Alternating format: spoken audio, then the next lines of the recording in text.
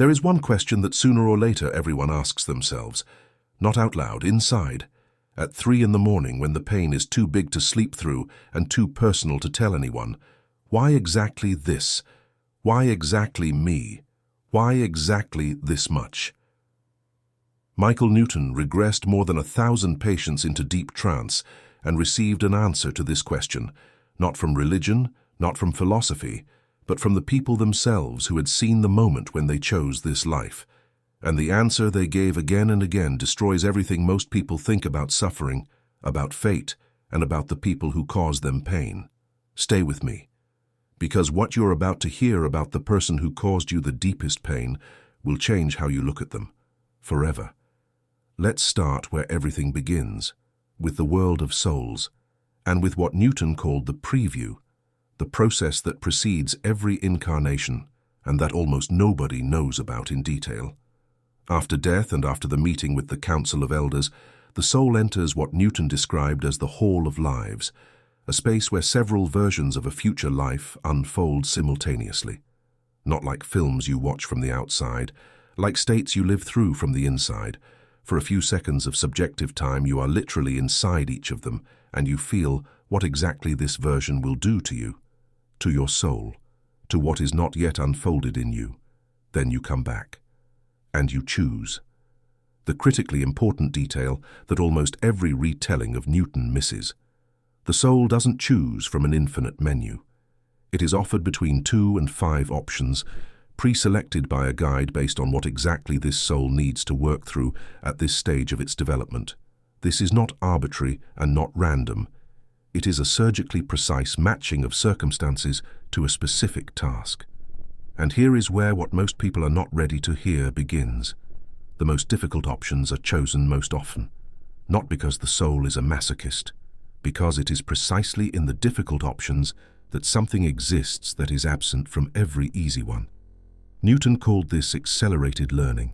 Certain qualities, genuine compassion, real resilience, the ability to forgive without conditions, do not develop in comfortable circumstances.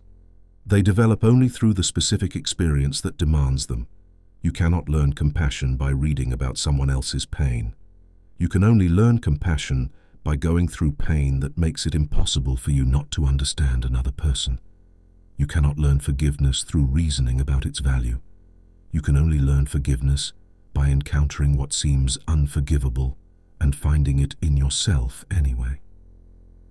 The first case from Journey of Souls. A woman in trance described choosing a life in which she would lose a child. Newton asked directly, "Did you see this before incarnating?" "Yes," she answered. "I saw it, and I chose it." He asked why. She answered, "Because I saw who I would become afterward." In several previous lives, she had only been capable of empathy toward those whose pain she could understand, whose pain resembled her own. "That's not real compassion," she said in trance. Real compassion is when you understand pain you haven't personally experienced, and the only way she could see to acquire this was to go through something so devastating that after it, another person's pain of any scale would stop feeling distant. She chose the loss of a child not because she wanted to suffer. She chose it because she saw who she would become on the other side of that suffering. The second case, also from Journey of Souls, a different type of lesson, a different person, different pain, but the same logic Newton documented again and again. A woman described choosing a life with a serious illness that left her bedridden for several years in middle age. Newton asked, "Did you see this before incarnating?" "Yes." "Did you know you would choose it?" "Yes." He asked why. She didn't answer immediately. Then she said, "I looked at my previous lives. In every single one of them, when things were going well for me, I didn't truly notice others, not really. The compassion I showed was surface level. I helped when it was convenient. The illness placed me in the position of the one who needs help, for the first time in several incarnations. And it was there, in helplessness, in dependence on others, in the impossibility of being in control, that I finally understood what it means to truly need something. After this life, I will know what another person's pain feels like, not because I read about it, but because I lived inside it. Now, the most unexpected part of everything Newton taught, the part that changes not only the way you look at your own pain, but also the way you look at the person who caused it. Newton discovered a pattern that repeated across hundreds of regressions. The people in our lives who cause us the deepest pain, betrayal, cruelty, coldness at the very moment we most needed warmth, are almost always our closest allies in the world of souls. Not enemies, not random participants. The closest, those we travel with across many incarnations, and it is precisely them that we ask, or who volunteer, to play a role that will cause pain. Because only someone who genuinely loves you at the level of the soul is willing to take on a role you will hate, a role that will require them in this life to be what they are not in reality, in order to give you the experience you chose. The third case, from Destiny of Souls. A man in trance described a father he had hated his entire life, harsh, cold, who had never given a single word of approval or warmth. The man asked in trance, "Was he my enemy?" Newton described how the patient fell silent for a long pause at this question, and then spoke slowly, like someone who had just understood something enormous for the first time. "No, he was my closest friend. He took this role because I asked him to, because without a father who never approved, I would never have learned to find approval inside myself. I would have spent my whole life looking for it outside. My father denied himself the possibility of being a loving parent in this life, so that I could finally stop needing someone else's approval. This detail, that the people who cause us pain are often our allies who agreed to a difficult role, changes everything. Not because this justifies cruelty. Cruelty is justified by nothing, but because it changes the nature of the hatred or resentment you may have been carrying for years. The person you hate is possibly the one who sacrificed their role as a loving presence to give you a lesson that would otherwise have been impossible to pass through. Now, the question that always comes up. If everything is predetermined, where is free will? If I chose this pain before birth, does that mean I can't change anything? Newton was clear on this question, and his answer is fundamentally important. The contract is not a rigid script. It is a set of checkpoint moments, key moments that will happen, because they are necessary for the lesson. But how exactly you pass through each of these checkpoints is entirely yours. The contract sets the destinations, but not the route. You will reach each checkpoint. But how?